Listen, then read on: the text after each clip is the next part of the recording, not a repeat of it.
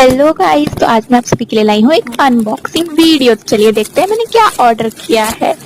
तो मुझे पहले रिसीव हुआ है इसके साथ एक फ्री प्रोडक्ट। तो ये एक लॉरियल का ट्रायल साइज शैम्पू है, और जो मेरा मेन प्रोडक्ट है वो एक बॉडी लोशन है। तो ये पामर्स का कोको बटर लोशन है। तो ये आप जैसे देख सकते हैं फ्री प्रोडक्ट है, ये ट्राई करके मैं रिव्यू दूंगी। और ये है जो मेरा product cocoa butter fragrance free lotion है गाइस फॉर सेंसिटिव स्किन। मैंने इसका प्रीवियस वर्जन में कोकोनट हाइड्रेट ट्राई किया था। चलिए बाय।